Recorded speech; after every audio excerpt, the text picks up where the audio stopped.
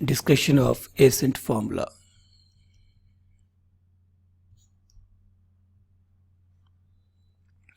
देखो बेटा, हमने अभी अभी जो रिजल्ट ड्राइव किया है, rise in liquid level in A capillary tube, क्या था?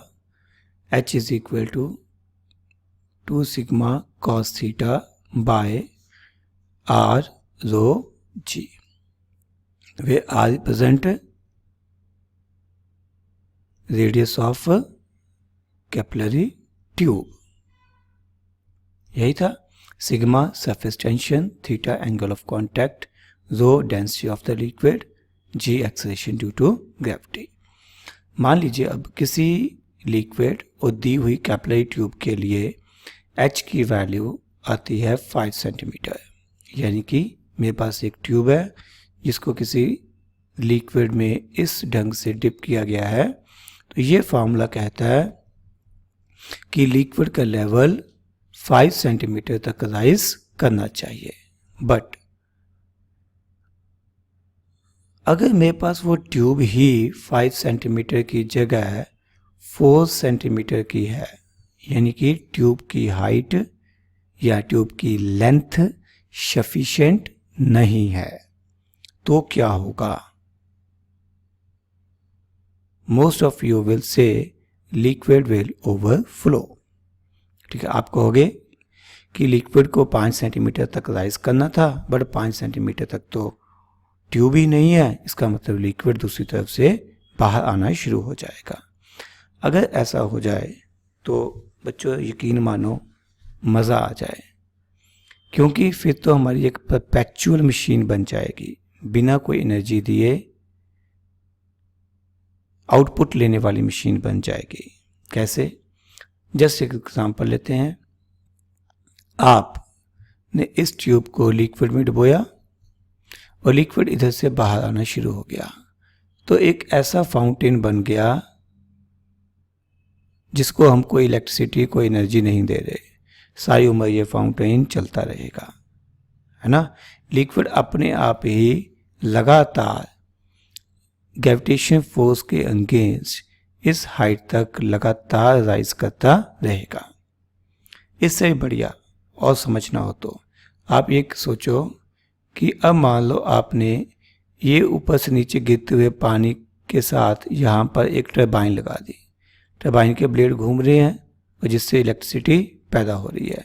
वो इलेक्ट्रिसिटी अल्टरनेटिंग करंट आप घरों में भेज रहे हो, यानी कि आप कर कर आप कुछ नहीं रहे और मुफ्त में एनर्जी लिए जा रहे हो, which is practically not possible, which is against laws of nature. तो लिक्विड का लेवल राइज करेगा बट कभी भी ओवरफ्लो नहीं हो सकता। तो फिर होगा क्या? फिर फोर्सेस बैलेंस कैसे होंगी? एक्चुअली होता क्या है कि मेनिस्कस की शेप चेंज होती है, मेनिस्कस का रेडियस चेंज होता है अगर ट्यूब की लेंथ सफिशिएंट ना हो। उसे हम अच्छे से अभी समझेंगे।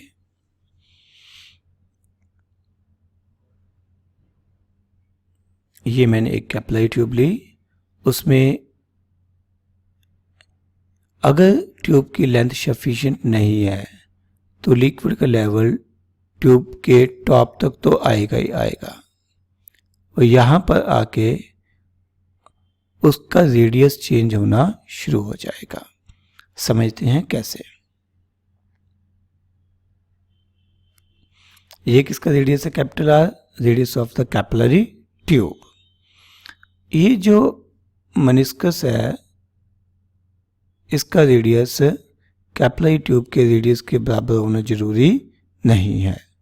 तो यहाँ पर डिस्कशन के लिए मैं ये मान लेता हूँ कि जो मेनिस्कस है उसका रेडियस कितना है? Small are. ओके, अब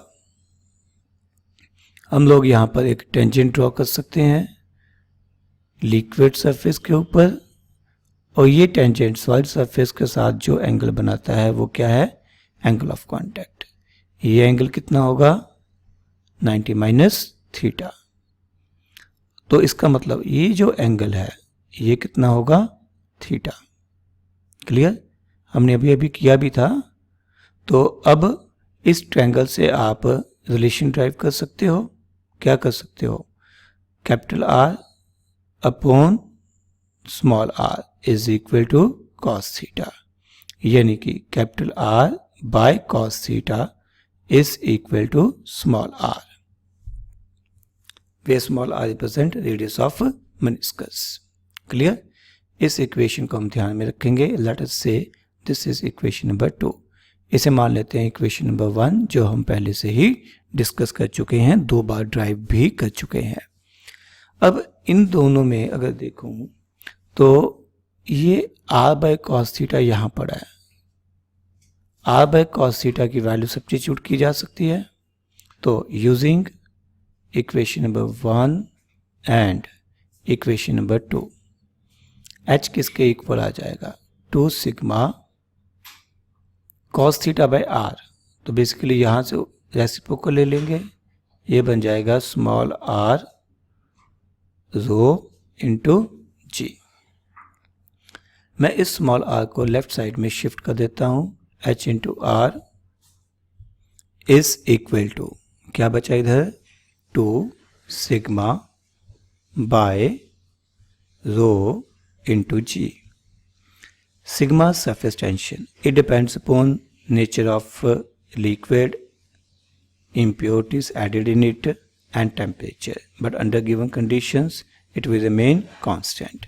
Density of the liquid remains constant, G is constant. तो ये सारी टर्म्स हमारे पास क्या हैं? कांस्टेंट। अगर ये सारी टर्म्स कांस्टेंट हैं तो it means that H into I should remain constant, which means that कि अगर हमारे पास h कम है तो r बढ़ेगा। अगर ट्यूब की हाइट कम है, इनसफिशिएंट है, तो मेनिस्कस का रेडियस बढ़ता जाएगा ताकि h इंटू आर कॉन्स्टेंट रहे। मीन्स समझते कैसे हैं? अगर मेरे पास सफिशिएंट लेंथ की ट्यूब है तो ये मेनिस्कस ऐसा है, रेडियस कम है। अगर मैंने ट्यूब की हाइट कम की तो मेनिस्कस का रेडियस बढ़ गया। आपको फीलिंग आ रही है बढ़ गया? ये देखो यहाँ पर मेनिस्कस का रेडियस कुछ ऐसे बनेगा। पिछले केस में ये छोटा था, यहाँ पे मेनिस्कस का रेडियस कम था।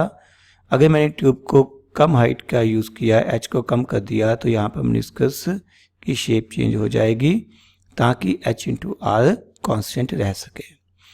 अब अगर मैं ट्यूब लगभग 0 हाइट की कर दूं तो अगर h 0 को अप्रोच करेगा तो इसका मतलब r इन्फिनिटी को अप्रोच करेगा, which means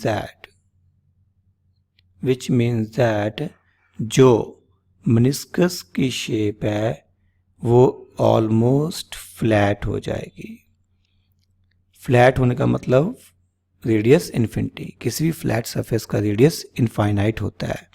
तो मीन्स मेनिस्कस की शेप चेंज हो रही है, मेनिस्कस का रेडियस ऑफ कर्वेचर लगातार इंक्रीज कर रहा है अगर ट्यूब की हाइट कम होती जा रही है, बट लिक्विड कभी भी ओवरफ्लो नहीं करेगा।